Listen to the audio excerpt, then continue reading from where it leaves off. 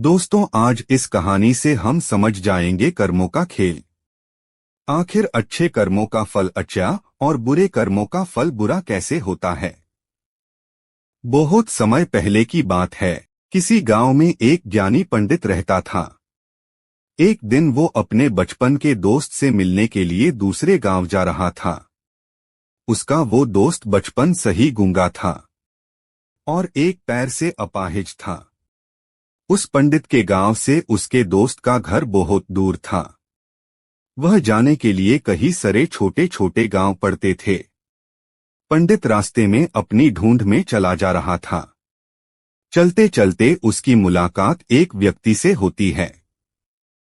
रास्ते में उसे एक आदमी मिलता है। उसे देख के ऐसा लगता है कि वो किसी का इंतजार कर रहा था और वह भी पंडित के साथ चलने लगता है। उस आदमी को देखकर पंडित बहुत खुश हो जाता है। उसे लगा कि चलो साथ साथ चलने से सफर आसानी से कट जाएगा। बात की शुरुआत करने के लिए उस पंडित ने उस आदमी को उसका नाम पूछा तो उसने अपना नाम धर्मराज बताया। पंडित को यह नाम कोई अजीब सा लगता है, लेकिन उसने नाम के अलावा कुछ और पूछना उचित नहीं समझा। दोनों धीरे धीरे साथ में चल रहे थे। तभी रास्ते में एक गांव आता है। गांव का प्रवेश द्वार एते ही धर्मराज ने पंडित से कहा, तुम आगे चलो, मुझे इस गांव में काम है। मैं तुमसे आगे मिलता हूँ। पंडित ने ठीक है कहा और वह आगे चला गया। कुछ देर बाद उस गांव में खबर फैली कि एक व्यक्ति को सांड ने अपने सींग में फंसाकर मर दिया है। जैसे ही सांड ने उस व्यक्ति को मारा, उसके कुछ समय बाद ही धर्मराज पंडित के पास आया और दोनों चलने लगे और चलते चलते एक दूसरे गांव के द्वार पर पहुंच जाते हैं। उस गांव के बाहर एक बड़ा मंदिर था। वहां पर आराम करने की सुविधा काफी बढ़िया लग रही थी। पंडित के दोस्त का घर भी बहुत दूर था और रात भी होने वाली थी और बहुत भूख भी लगी है, तो हम यहीं पर भोजन करके विश्राम कर लेते हैं। फिर सुबह फिर से आगे की यात्रा जारी करेंगे। धर्मराज ने कहा, ठीक है, मुझे इस गांव में किसी को जरूरी सामान देने जाना है। तुम भोजन करके आराम करो, मैं बाद में आके भोजन कर लूंगा। इतना कहकर वो वहां से चला जाता है। लेकिन उसके जाने के कुछ समय बाद गांव से धुआं आते दिखता है और देखते ही देखते पूरा गांव में आग लग जाती है। पंडित ने सोचा कि ये धर्मराज जहां भी जाता है वह कोई न कोई अनहोनी हो जाती है। कुछ तो गड़बड़ है इस व्यक्ति में। लेकिन पंडित में रात्रि धर्मराज से कुछ भी पूछना उचित नहीं समझा और वो दोनों सो गए। सुबह होते ही दोनों फिर से अपनी यात्रा शुरू कर देते हैं। कुछ देर चलने के बाद रास्ते में फिर से एक गांव आता है। धर्मराज ने फिर से पंडित से कहा, आप आगे चलिए, मुझे इस गांव में मेरे मित्र से मिलने जाना है। मैं अपने दोस्त से मिलने के बाद आगे रास्ते में मिलूंगा। ये कहकर धर्मराज वहां से चला गया। लेकिन पंडित इस बार आगे नहीं गया। वही खड़ा रहकर पंडित को देखता रहा कि धर्मराज आखिर कहाँ जा रहा है और क्या करता है।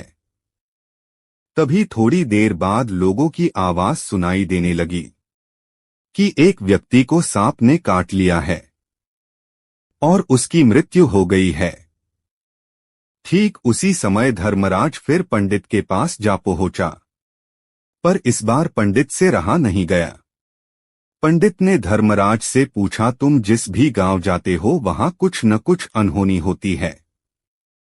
क्या तुम मुझे बता सकते हो आखिर ऐसा क्यों होता है? धर्मराज ने कहा, पंडित जी, आप तो मुझे बहुत ज्ञानी मालूम पड़े थे, इसीलिए मैं आपके साथ चलने लगा था, क्योंकि ज्ञानियों का साथ बहुत अच्छा होता है। परंतु आप अभी तक समझ नहीं पाए कि मैं कौन हूँ। पंडित ने कहा, मैं समझ गया हूँ कि तू कौन है, लेकिन मुझे कुछ शंका है। अगर आप ही अपना परिचय दे दे तो मेरे लिए आसानी होगी। तो धर्मराज ने जवाब दिया कि मैं यमदूत हूँ, मैं उनके प्राण हरण लेता हूँ जिनकी उम्र पूरी हो चुकी है। हालांकि पंडित को पहले से ही इस बात की आशंका थी, फिर भी धर्मराज के मुंह से ये बात सुनकर वो घबरा गया। लेकिन वो हिम्मत रखकर पूछता है कि अगर तुम सच में यमदूत हो तो मुझे बताओ, अगली मृत्यु किसकी है। धर्मराज ने जवाब दिया कि अगली मृत्यु तुम्हारे उसी मित्र की है जिसे तुम मिलने जा रहे हो, और उसकी मृत्यु का कारण भी तुम ही बनोगे।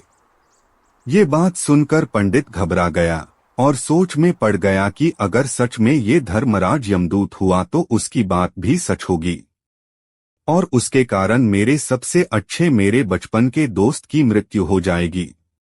तो सबसे अच्छा तो यही होगा कि मैं अपने मित्र से मिलने ही न जाऊं। कम से कम मैं उसके मृत्यु का कारण तो नहीं बनूंगा। धर्मराज ने मुस्कुराते हुए कहा कि तुम जो सोच रहे हो वो सब मुझे पता है, मगर तुम्हारे अपने मित्र से मिलने न जाने से नीति बदल नहीं जाएगी। तुम्हारे मित्र की मृत्यु तो निश्चित है, और वो अगले कुछ ही पलों में घटित होने वाली है।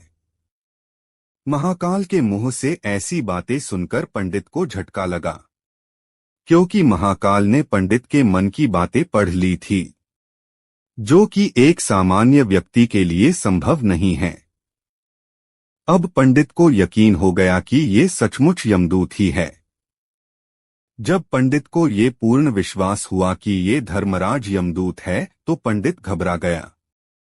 वो अपने मित्र की मृत्यु का कारण नहीं बनना चाहता था, इसीलिए वो पलटकर अपने गांव वापस जाने लगा। लेकिन जैसे ही पंडित वापस जाने को मुड़ा, उसने देखा कि उसका मित्र तेजी से उसकी तरफ चला आ रहा है, जो कि पंडित को देखकर बहुत प्रसन्न दिख रहा था। अपने मित्र की आने की गति को देखकर पंडित को ऐसा लगा कि जैसे उसका मित्र काफी देर से उसका ही पीछा कर रहा है। लेकिन वो बचपन से ही गूंगा था और एक पैर से लंगड़ा भी था, इसीलिए वो पंडित को न तो आवाज देकर रोक पाया और न ही उस तक पहुंच रहा था। लेकिन जैसे ही वो पंडित के पास पहुंचा, अचानक ही जमीन पर गिर पड़ा और तुरंत ही उसकी मृत्यु हो गई। पंडित हक्का बक्का होकर धर्मराज की तरफ देखने लगा कि आखिर क्या हुआ। धर्मराज पंडित के मन में उठ रहे प्रश्नों को समझ गया और बोला, तुम्हारे मित्र ने तुम्हें पिछले गांव में ही देख लिया था और वो वहां से ही तुम्हारा पीछा कर रहा था, लेकिन गूंगा और लंगड़ा होने की वजह से तुम तक नहीं पहुंच पाया।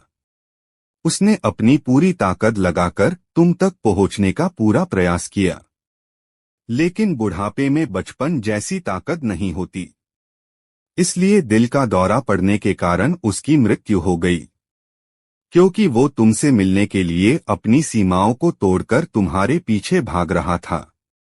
इसलिए तुम्हारे मित्र के मृत्यु का कारण भी तुम ही कहलाओगे। अब पंडित को पूर्णतः विश्वास हो गया था कि धर्मराज एक यमदूत है और उसका कार्य जीवों का प्राण हरण करना है। लेकिन पंडित एक ज्ञानी व्यक्ति था, उसे ये भी पता था कि मृत्यु पर किसी का वश नहीं है, सबको एक न एक दिन मरना ही है।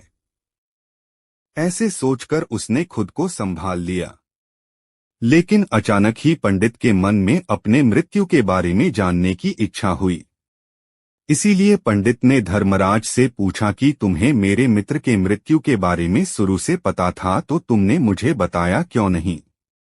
ये सुनकर धर्मराज जोर से हंसा और बोला, मैं तो हर पल हर क्षण सभी के साथ चलता हूँ, किंतु लोग पहचान नहीं पाते, क्योंकि लोगों के पास किसी और घटना, वस्तु या व्यक्ति के बारे में सोचने का समय ही नहीं होता।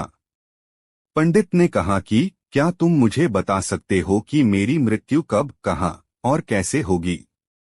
धर्मराज ने कहा, हालांकि किसी भी मनुष्य को अपने मृत्यु के बारे में जानना ठीक नहीं है, क्योंकि कोई भी अपने मृत्यु के बारे में जानकर बहुत दुखी हो जाता है। हालांकि तुम ज्ञानी व्यक्ति मालूम पड़ते हो, और तुमने जिस तरह अपने मित्र के मृत्यु को सहन कर लिया है, इसे देखकर लगता नहीं है कि तुम अपने मृत्यु के बारे में जानकर दुखी नहीं होंगे। तो सुनो, तुम्हारी मृत्यु आज से ठीक 6 महीने बाद किसी दूसरे राज्य में फांसी लगने से होगी।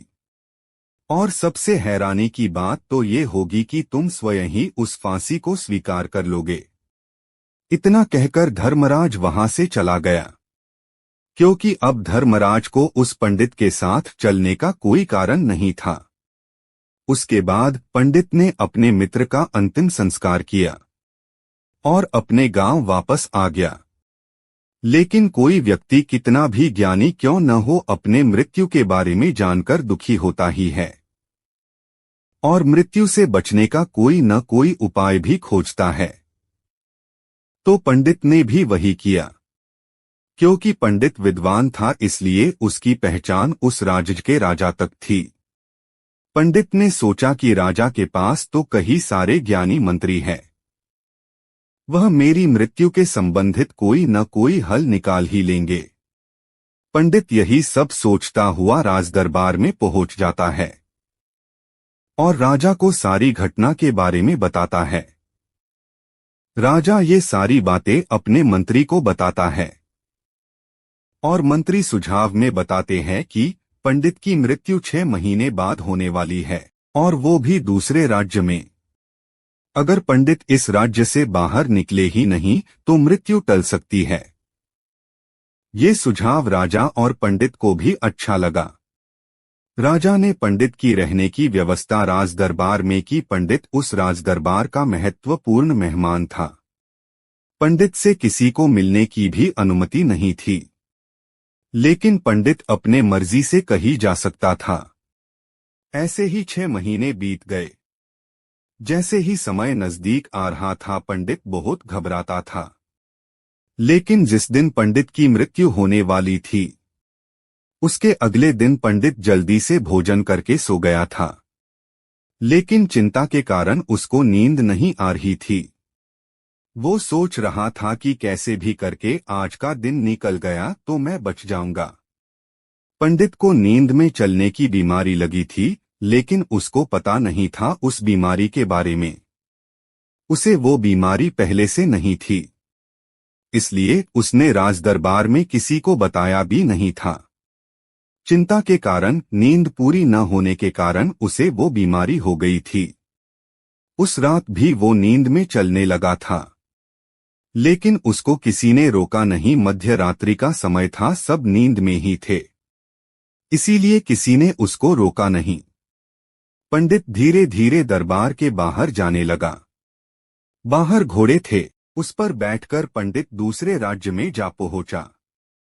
दूसरे राज्य में जाकर पंडित सीधे वहां के राजा के दरबार में जा पहुंचा और वहां जाकर नींद में ही रानी के बगल में सो गया। जैसे ही सुबह हो गई, वहां के राजा ने उसे देख लिया और तुरंत पंडित को कैद कर लिया। पंडित को कुछ भी समझ नहीं आ रहा था कि आखिर ये सब क्या हो रहा है, मैं यहाँ कैसे पहुंच गया। राजदरबार में सभा बैठ गई और राजा ने पंडित को फांसी देने का आदेश दे दिया। पंडित ने राजा को उसके बारे में सारी कहानी बता दी कि कैसे उसकी मृत्यु आज होना तय था। उस राजा को उस पर भरोसा नहीं था। राज ने कहा कि तुम ये कहानी मृत्यु से बचने के लिए बता रहे हो, लेकिन उस राजा का मित्र था पंडित के राज्य का राजा।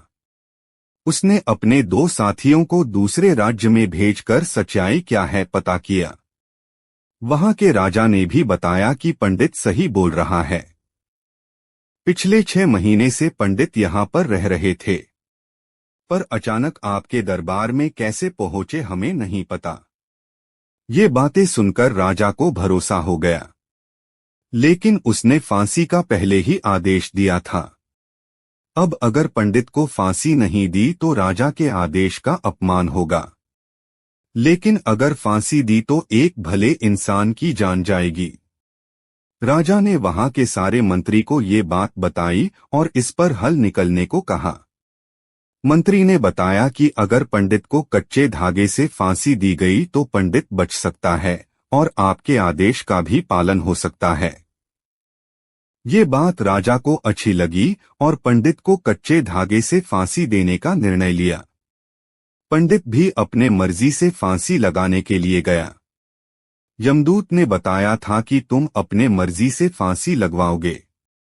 जैसे ही पंडित को फांसी दी गई वो कच्चा धागा टूट गया और पंडित भी नीचे गिर गया।